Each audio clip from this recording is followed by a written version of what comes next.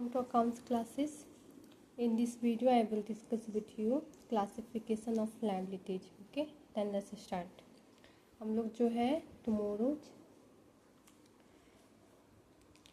ये सारा जो है डिस्कस कर चुके हैं। करेंट लायबिलिटीज का, short term liabilities, long term liabilities.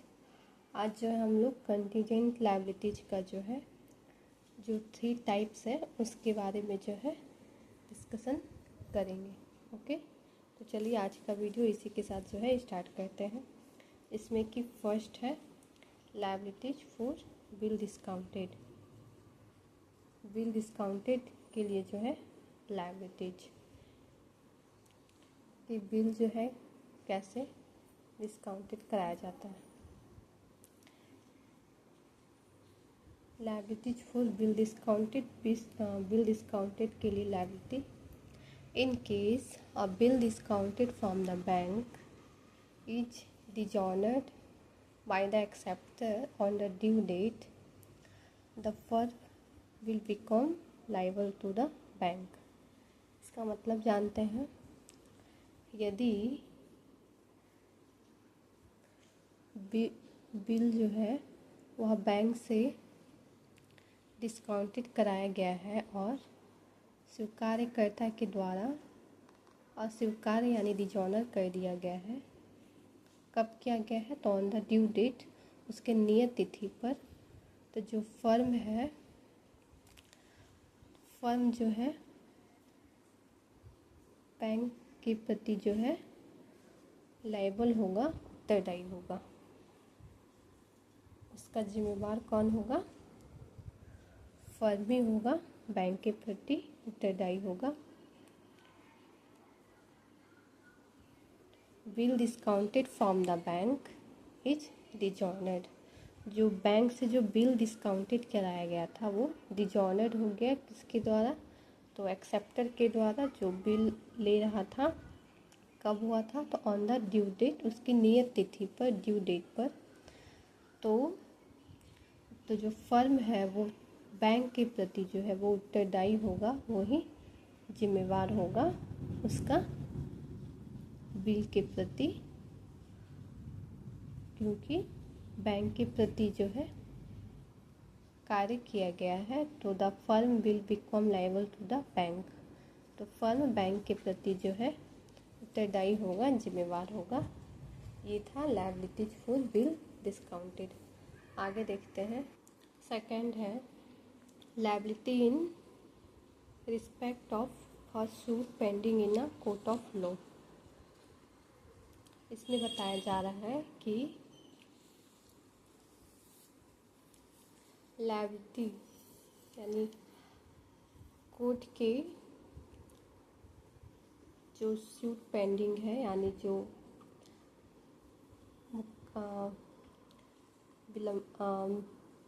विलम्ब जो उसका ये है मुकदमा है, उसके संबंध में दायित्व। कोर्ट यानी अदालत के निलंबित जो उसका मुकदमा है उसके संबंध में जो है दायित्व। इसमें बताया जा रहा है कि this would become an actual liability if the suit is decided against the firm. कि सूट यानी जो मुकदमा है वो फर्म के प्रति यानी फर्म के खिलाफ तय कर दिया जाता है। तो जो एक्चुअल दायित्व होगा, जो वास्तविक जो दायित्व होगा, बताया जा रहा है कि this would become an actual liability, मतलब वास्तविक दायित्व जो है बन जाएगा। कब बन जाएगा? तो if the suit is decided against the firm. Suit यानी जो मुकदमा है वह फर्म के खिलाफ जो है अगर तय किया जाता है, तो जो वास्तविक लायबिलिटी होगा, वास्तविक liability he this would become an वास्तविक लायबिलिटी, वह बन जाएगा एक एक्चुअल वास्तविक दायित्व जो है वो बन जाएगा। आगे देखते हैं liability in respect of a guarantee given for another person. ये सारा जो है हम लोग का ये कंटीजेंट लायबिलिटीज के अंदर आएगा। कंटीजेंट लायबिलिटी के बारे में हम लोग पढ़ चुके थे कल, जो किसी स्पेसिफिक इवेंट या स्पेसिफिक घटना के घटित होने पे जो होता है, जिसे हम लोग कंटीजेंट लायबिलिटी बोलते हैं। तो इसी का ये सेकंड था, ये हम लोग अब थर्ड देखने जा रहे हैं। इसमें बताया जा रहा है liability in respect of a guarantee given for another person. किसी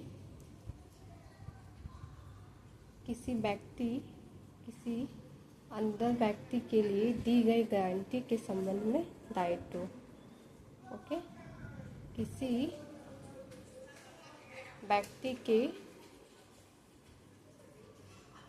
लिए दी गई गारंटी के संबंध में लायबिलिटी यानी दायित्व। ये क्या बता रहा है कि the firm would become liable to pay the amount, मतलब फर्म कब लायबल होगा, उत्तरदायी होगा, to pay the amount if the person for home guarantee is given fails to meet his obligation. Obligation मतलब विफल यानी असफलता। इसका मतलब जानते हैं कि यदि पर्सन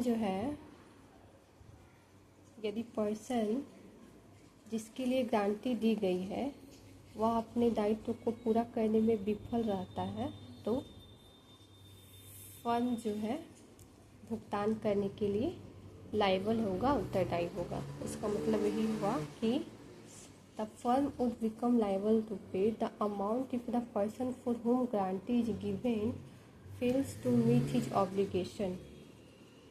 मीन्स कि यदि पर्सन जिसके लिए जो गारंटी दी गई है वह अपने दायित्व को पूरा करने में विफल रहता है, तो फर्म जो है भुगतान करने के लिए, टू पे द अमाउंट, भुगतान करने के लिए लायबल होगा, उत्तरदायी होगा। ओके, अब लास्ट रहेगा आज के लिए, देखते हैं। Contingent liabilities are not show in the balance sheet. इसका मतलब जानते हैं। Contingent liability are not show in the balance sheet में जो है कंटीजेंट लायबिलिटीज को नहीं दिखाया गया है या नहीं दिखाया जाता है। बोल रहा है they are however so as a foot note just below the balance sheet so that their existence may be revealed. इसका मतलब हुआ कि